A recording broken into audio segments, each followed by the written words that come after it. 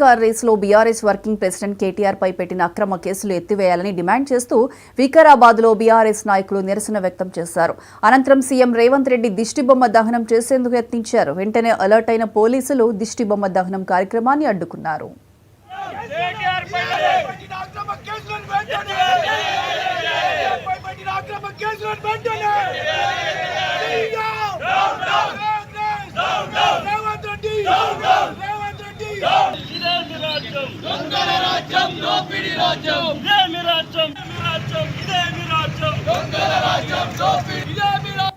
Congress party అధికారంలోకి వచ్చే సంవత్సరం అవుతున్నా ఇప్పటి వరకు కూడా ఒక్కటంటే ఒకటి అభివృద్ధి కార్యక్రమం చేయలే.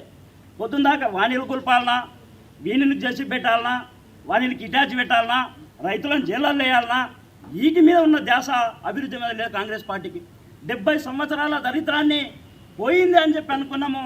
మళ్ళీ ఈ యొక్క 10 సంవత్సరాలలో ఏదైతే వెలుగు చూసినామో ఆ వెలుతురులోంచి మళ్ళీ ఒక తెలంగాణ రాష్ట్రాన్ని అంధకారంలోకి నెట్టే ప్రయత్నం చేస్తూ ఉన్నది కాంగ్రెస్ పార్టీ. ఎందుకు ప్రజల మీద మీరు కక్ష కట్టిరు అని చెప్పి బీఆర్ఎస్ పార్టీ పక్షాన మేము అడుగుతూ ఉన్నాం. ఈడ కేటీఆర్ గారు ఏమీ చేయలేక, అంటే కేటీఆర్ గారు మీరు ఏమీ చేయలేక ఏదో ఒకటి నెపం నెట్టి ఇది రేసింగ్ అని ఇంకోటని ఏదో ఒకటి ముందలేసుకొని మీరు ఏదో చేస్తూ ఉన్నారు.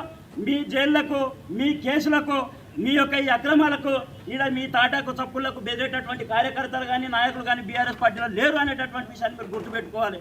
ఎందుకు అంటే ఇది ఉద్యమ పార్టీ, తెలంగాణ రాష్ట్రాన్ని నిర్మాణం చేసినటువంటి పార్టీ. ఇక్కడ ఉన్న ఒక్కొక్కరు కూడా ఒక 100 మంది సైనికులతో సమానం. కాబట్టి మీరు ఎన్ని కుట్రలు చేసినా మీ యొక్క కుట్రలను ప్రజలంతా కూడా గమనిస్తూ ఉన్నారు.